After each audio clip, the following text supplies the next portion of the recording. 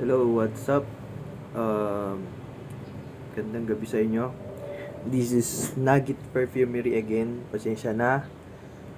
Nung nag-record tayo is wala talagang lumabas na boses, so mag-voice over muna tayo. Ngayon, ang gagawin natin is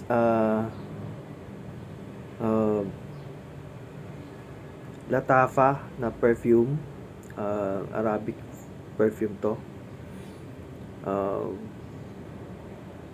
So yun, de-demonstrate natin kung paano tayo. Yan, yung boteng yan is 50 ml.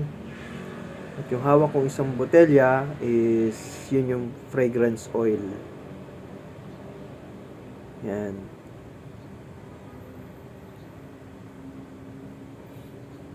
So kailangan yung mga ginagawa natin sukat na sukat. Yung hawak ko is dropper. Glass dropper yan. Para yan ang tumutulong na magsalin ng mga ingredients para mabuo natin yung mga perfume.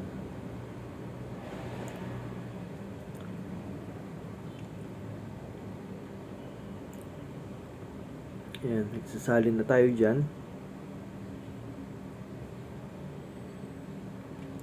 So, lagi tayong bumubuo ng perfume na 50 ml. 50 ml na lang kasi yung available. Yan, ganyan karami yung fragrance oil na nilalagay ko sa isang timpla or sa isang 50 ml bottle.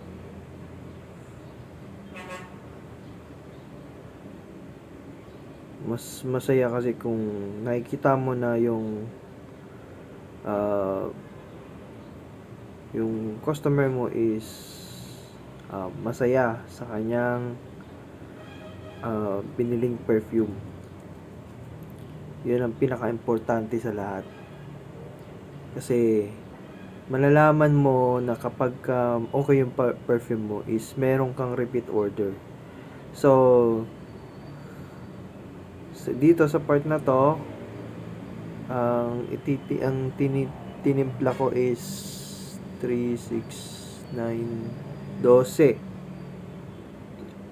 perfume na mga repeat order. Yan yung secret ingredients natin na hindi pwedeng mawala. So sa mga gumagawa ng perfume, baka alam nyo na yan. So yun,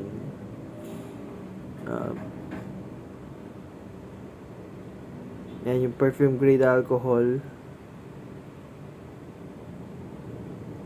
So, pasensya na guys kung hindi ko pwedeng i-reveal yung ibang ingredients para sa safety na rin ng ating negosyo.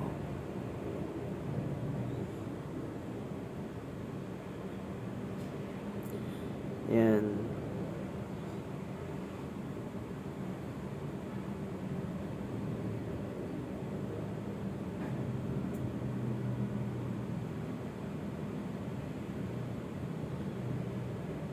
So, the rest, i-play natin ng mabilisan. So, yan, stay tuned lang po.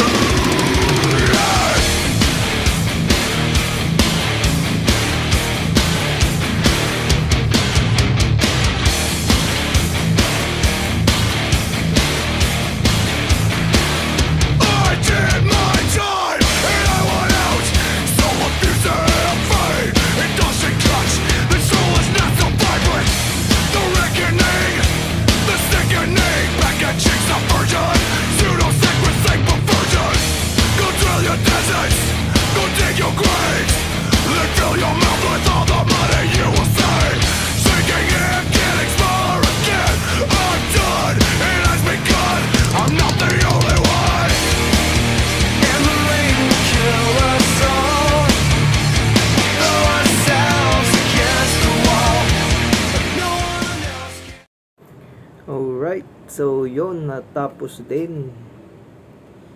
So, ganun lang po ang pagtitimpla ng perfume. At ganun lang kasimple. So yun, hanggang sa muli, maraming salamat. God bless. Bye.